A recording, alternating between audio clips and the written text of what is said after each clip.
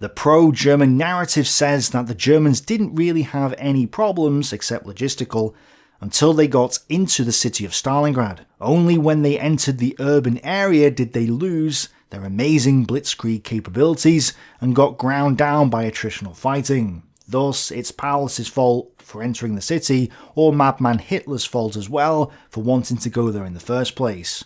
Yet, on the eve of the city fight at Stalingrad, the German statistics show a different story. Here are 6 Army's divisions at this time, and they should have had 123 infantry or Panzergrenadier battalions. I'd like to point out that this doesn't include their engineer or signals or reconnaissance or Panzerjäger battalions, nor their artillery regiments and other supporting units. This is purely the infantry and Panzergrenadier battalions that were part of their infantry or Panzergrenadier regiments. But even though this isn't a complete picture, it's very revealing. On the 17th of August 1942, this is the number of battalions that these formations actually had. Excluding 22nd Panzer Division, they should have had 117 battalions, and they were down to 104. So they had lost 13 battalions at this point, meaning they were down to 84.5% of the total battalions that they should have had, excluding 22nd Panzer. Not too bad. However, these 104 battalions aren't at full strength. Many of them were only at 40 or 50% of their combat or fighting strength. Some were doing better than others. Wittersheim's Corps with the 3rd and 60th Motorised and 16th Panzer Divisions, the top 3 divisions here, had Panzergrenadier battalions at around 65% in strength. But notice that the number of Panzergrenadier battalions in 3rd Motorised and 16th Panzer Divisions had decreased. They're now at 4 each, so the high percentages are only there because they condensed their men into fewer battalions. If they'd still had 6 battalions, that percentage would drop significantly. So really, 60th Motorised Division is the stronger of the 3 divisions in terms of Panzergrenadier battalions, which is interesting because Wittersheim decided to use his 2 weaker divisions to lead the corps to the Don. Yes, 16th Panzer Division should probably go first because it has the most panzers. But why follow it up with the weaker of the 2 motorised divisions, 3rd Motorised Division? Why not the healthier 60th Motorised Division? An interesting question to ask. And looking at the other divisions, we see some more interesting figures. 71st and 376 Infantry Divisions had infantry battalions as low as 31%. But at least they had their full number of battalions, even if they were all weak. By contrast, 100th Jaeger Division, not including the Croatian Legion, had not only decreased the number of Jaeger battalions they had from 6 to 4, but those 4 now had an average combat strength of just 28%. And the unit attached to 100th Jaeger Division, the Croatian Legion Regiment, was at 70% strength, but that's only because it had reduced the number of battalions from 3 to 1. So this division was battered. It was by far the weakest division in 6th Army at this point. It had suffered horribly during the battles for the Don Bend and Kalach, the battles we've just witnessed. So just by looking at these numbers, it's clear that the Axis didn't have a nice, easy stroll through the steppe on their way to Stalingrad and then only started losing once they were in the city. No, they were already suffering outside the city. The old narrative is now both dead and buried. Alright, but there's something else going on here as well. Let's look at the number of battalions on the 24th of August 1942. The 105 battalion figure is slightly misleading because we now have an extra 3 battalions from 22nd Panzer Division, which we didn't have before. So if the number of battalions had remained the same, they should have been at 107 battalions. But they're not at 107, they're at 105, meaning they've lost 2 battalions. And that's true. The 376 Infantry Division is down by 1 battalion, and the 100th Jaeger Division is down by another battalion as well. All the rest are the same. Also, 100th Jaeger Division's strength is now at 44%, but that's only because it's reduced the number of battalions from 4 to 3, not because it's received reinforcements. Some divisions did receive reinforcements though. 44th, 71st, 76th, 79th and 113th Infantry Divisions all got a boost to the strength of their battalions. However, many of the other divisions were losing strength faster than the reinforcements could replenish them. And, looking to the future slightly, it was Seydlitz's 51st Army Corps that would go into the city of Stalingrad first in order to try and take it on the march. Well, which divisions did he take into the city? He took the 71st, 295th and 389th Infantry Divisions. As we can see, 71st and 389th Infantry Divisions were at their full complement of 9 battalions each, but were at 36% and 32% strength respectively. And the 295th Infantry Division's battalions were at 65% strength, but that's only because it had 7 battalions, not 9. So this was a pretty weak force to be sending into Stalingrad in the initial attack, where you're hoping to take the city in one decisive strike. If you're trying to take Stalingrad in one decisive strike, why not swap these depleted divisions for some of the better divisions, like the 44th, the 76th or the 79th Infantry Divisions? Surely, if your priority is to take Stalingrad on the march in one decisive strike, then using your best divisions would make the most sense. And this was, indeed, the argument made in the post-war narrative, that the 6th Army's best units sat on the Don while the weaker units went into the city. And there's some merit to this argument. They could have easily swapped these divisions out. 44th Infantry Division, for example, had marched north to take over 60th Motorised Division's position along the Don prior to the crossing of the Don. So 44th Infantry Division could have relieved, say, the 295th Infantry Division, which in turn could have relieved 60th Motorised Division, and then we would have seen 44th Infantry Division crossing the Don and marching into Stalingrad. That option was there, and yet Paulus didn't take that option. In fact, I was going to conclude that 6th Army sent in its weakest units into the fight, probably because Paulus didn't want to sacrifice his best units in the city, which may have been the case. That was until Anton Jolly pointed out that all of 6th Army's units were weak, and the difference between the best and the worst units wasn't actually that much. The 6th Army deemed that most of its divisions were only suitable for limited offensive tasks anyway, so the difference between the divisions wasn't that substantial. We should also remind ourselves that, at this stage, Paulus expected the city to fall rapidly, and so, from his point of view, it probably didn't matter which depleted units he used for this attack. Arguably, Paulus may not have wanted to commit the best of his weak units into the city and get them chewed up in urban warfare, and he was worried about his northern flank. But the differences were so small that it could also be argued that none of these reasons factored into the decision. Whichever view you take, the most important thing to note is that the divisions in the 6th Army were already depleted before they got into the city fighting. And for various reasons, in the initial stages of the attack, Paulus was sending in some pretty weak units to take the city of Stalingrad. This fact alone undermines the narrative that the Germans had an easy ride up until they got into the city, and it underlines the significance of the fighting outside the city, which has been neglected for too long. As the Soviets counterattacked the Germans in the Kotlebane region, to the west, 11th Army Corps was still under pressure from Moskalenka's 1st Guards Army. The Germans had to commit 2 separate panzer detachments, as well as the 22nd Panzer Division, to halt the ongoing Soviet attack. And even further west, the 812th Rifle Regiment of 304th Rifle Division moved across the Don to the eastern flank of the 14th Guards Rifle Division. Reacting to this, the Savoy Cavalry Regiment counterattacked this new unit, causing heavy casualties on the Soviet riflemen.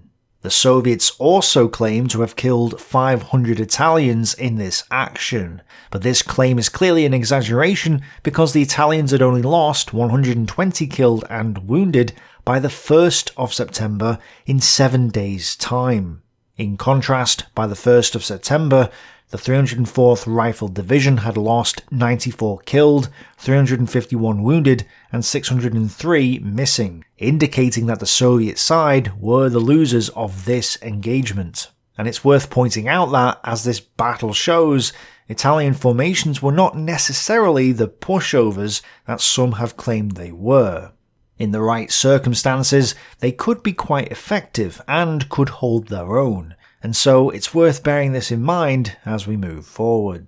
Worrying though for the Axis, the Germans detected Plev's 3rd Guards Cavalry Corps, which had begun to cross over the river. This fresh commitment of forces had the potential to overwhelm Axis units in the area, and Pleve would be ready to launch his attack on the next day, the 25th. Would the Axis be able to react in time? To the south, in the morning, the 71st Infantry Regiment, supported by the 129th Panzer Battalion, attacked the railway line between the 74-kilometre and Tingutta railway stations.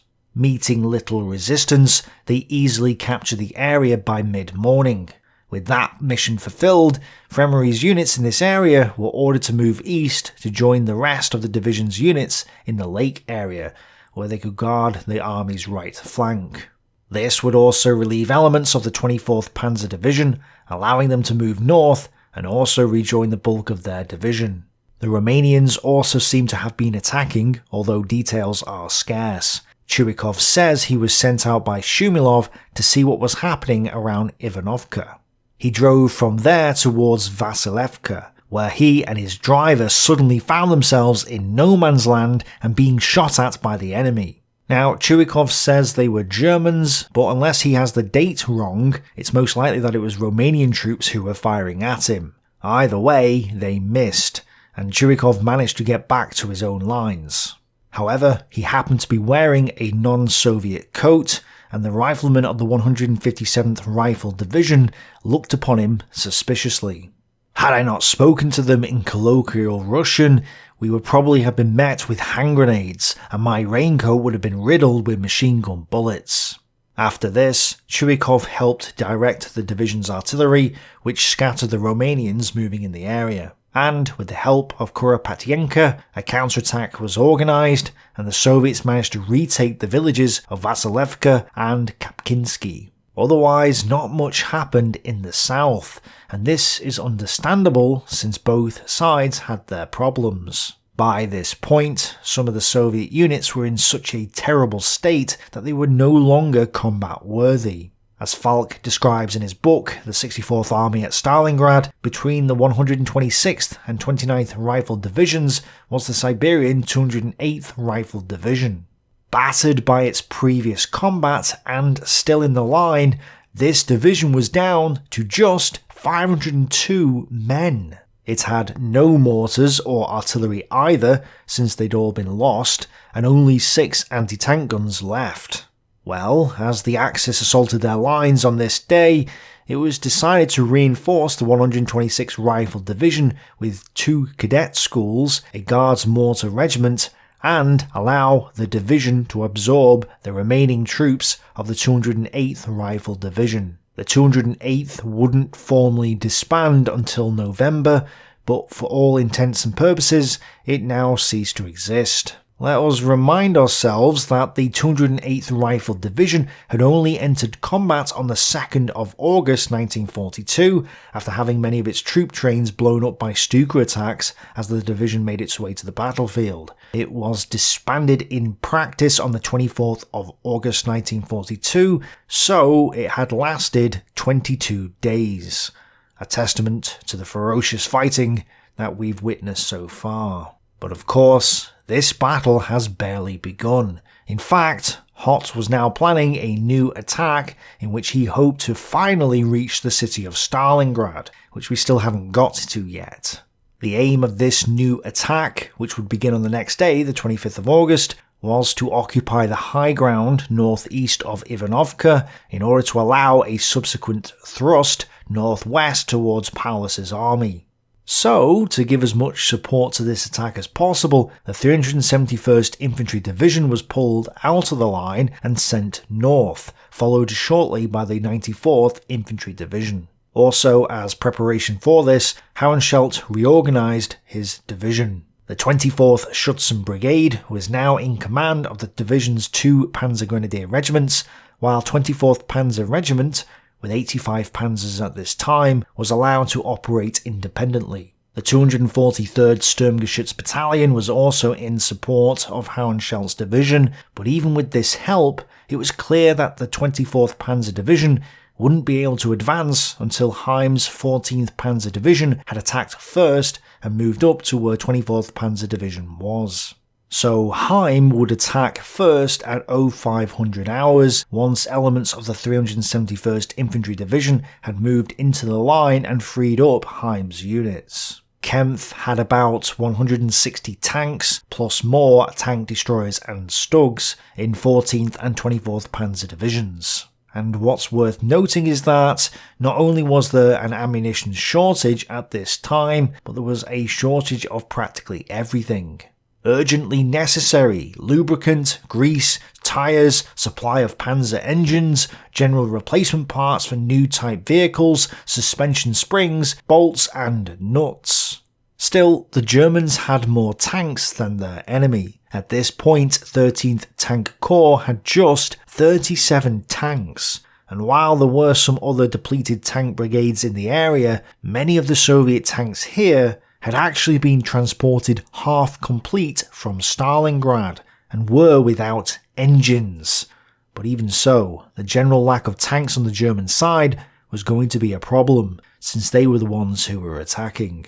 With the Germans bogged down in the Stalingrad region and in the Caucasus, and with Foul Blau unravelling before their eyes, tensions were high at the Führer's headquarters. Soviet troops were currently launching unceasing attacks at Rzhev, and Halder now advised Hitler to have the 9th Army fall back to a more defensive line. "You always come here with the same proposal, that of withdrawal. I demand from the leadership the same toughness as from the frontline soldiers. I have the toughness, my Führer, but out there brave musketeers and lieutenants are falling in thousands and thousands as useless sacrifice in a hopeless situation simply because their commanders are not allowed to make the only reasonable decision and have their hands tied behind their backs. What can you, who sat in the same swivel stool in the First World War, tell me about the troops, Herr Halder? You, who don't even wear the black insignia of the wounded." Halder later sulked in his diary. "Führer Situation Conference. Sharp clash over interpretation of the situation at Rzhev, where I perceive a distinct danger of attrition for our forces." So, yes, things weren't going well in Hitler's court. But the situation wasn't much better on the Soviet side.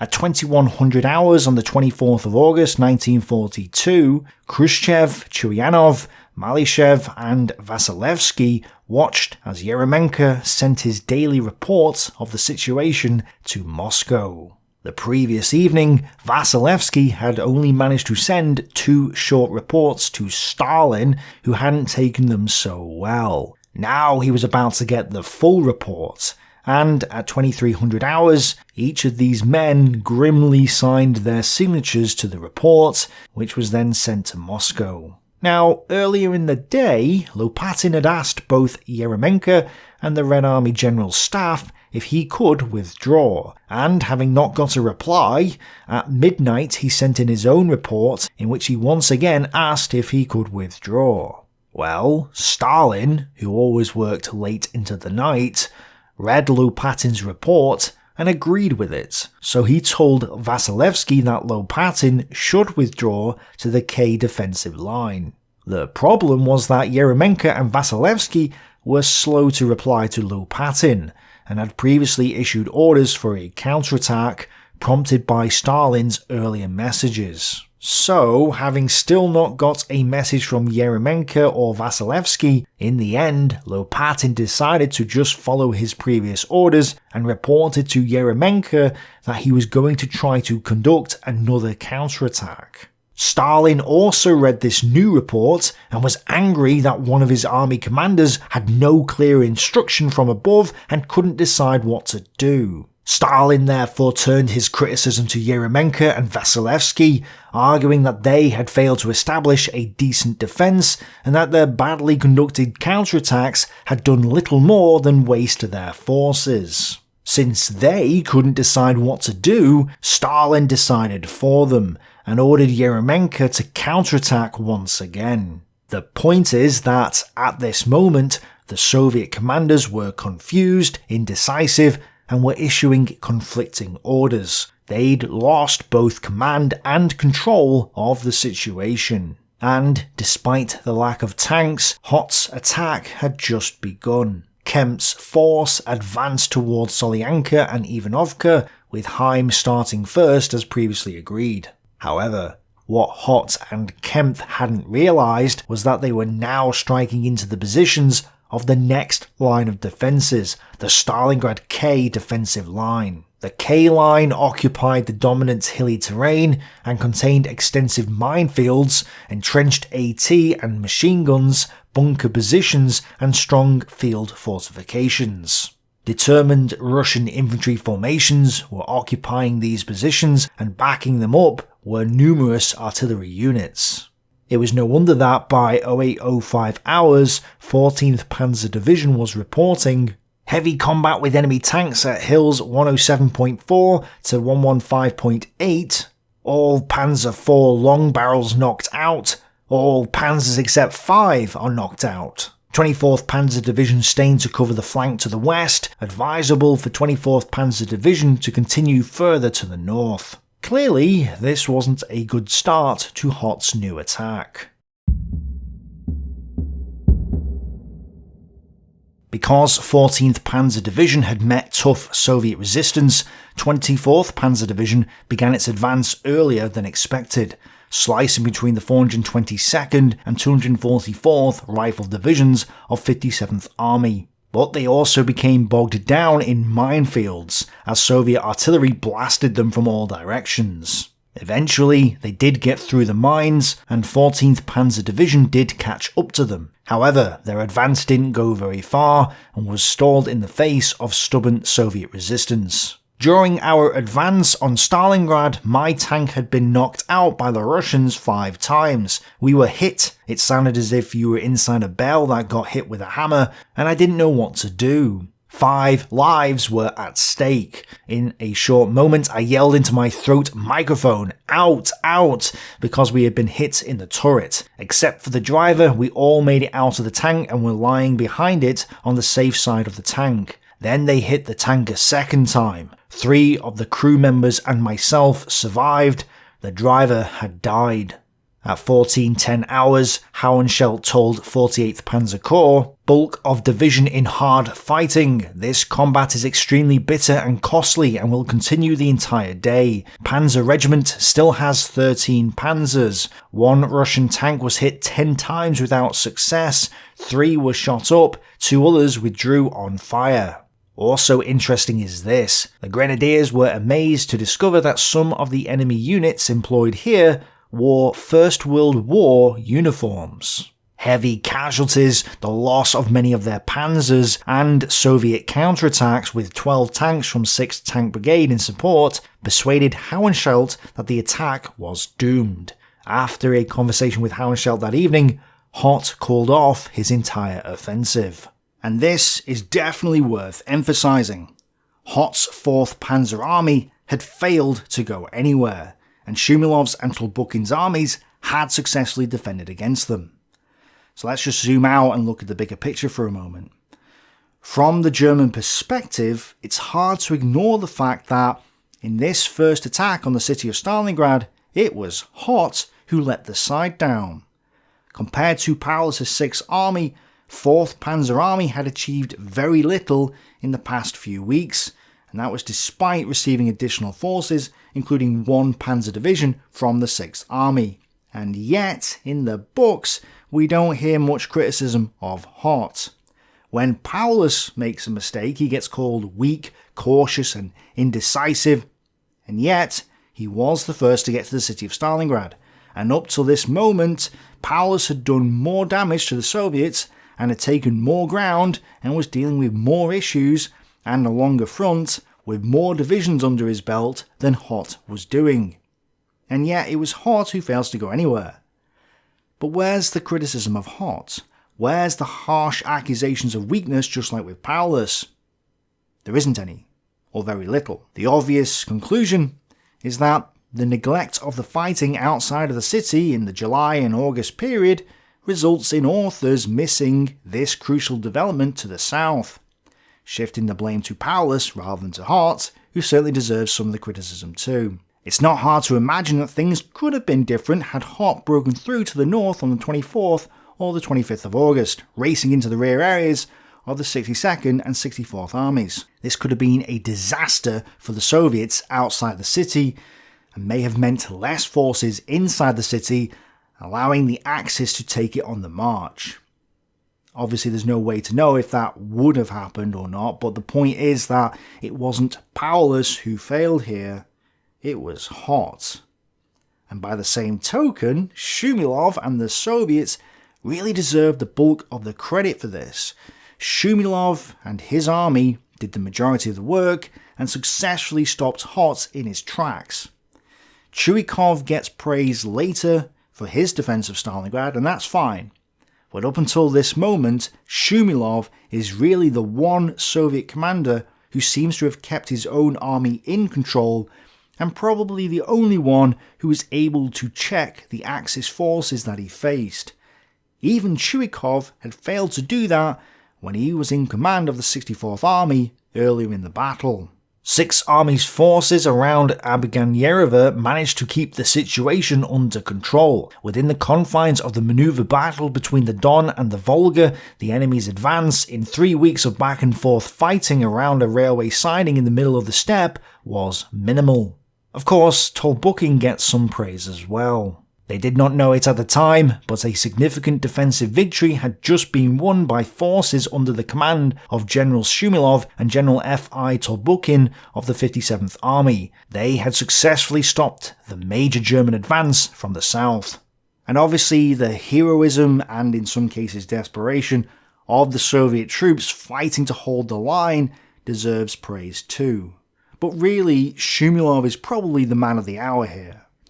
Still, Hott does seem to have learnt from his mistakes. Speaking to his chief of staff, Oberst Fangor, Hott said, "We have to approach the matter in a different way, Fangor. We're bleeding ourselves in front of these damned hills. It's no battlefield for panzer units. We must regroup and attack at a completely different spot, far from here." And indeed, they would do so. To the west, on the 25th of August, the situation was rapidly deteriorating for the Axis. Under attacks by the 304th Rifle and the 5th and 6th Guards Cavalry Divisions, the Italians were either forced back or decided to withdraw, it's not clear which. Either way, this annoyed the Germans and soured relations between the Italians and the 17th Army Corps. There was now a 20-kilometre wide gap in the line which the Germans were rushing to fill. The town of Serafimovich, which had been fought over for weeks, was now abandoned to the Soviets, freeing up units to go west. The gap was partially filled, and the situation stabilised for the day, but it wasn't the Axis that had stopped the Soviets. What's interesting is that it was at this very moment that Kuznetsov decided to halt his attacks and consolidate his positions. It's not clear why this decision was made, but it allowed additional reinforcements to arrive. 6th Army's only real reserve in the area was the 22nd Panzer Division. This was a pretty interesting division, equipped with Czech tanks, and would play an important role later in the Battle of Stalingrad.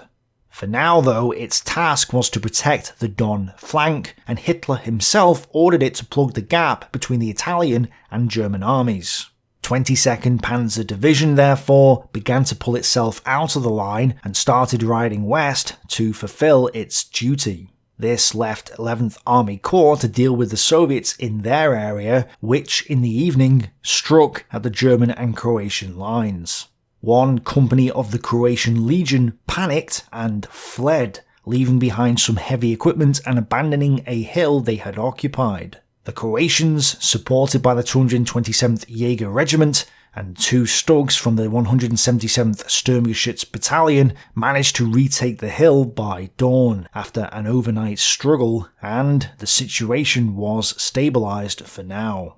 But north of Kalach on the 25th of August, 51st Army Corps' 71st Infantry Division assaulted across the Don River, suffering 32 men killed and 153 wounded over the course of the day. But this forced 62nd Army's 399th and 131st Rifle Divisions to fall back, and the German division was now firmly across the river.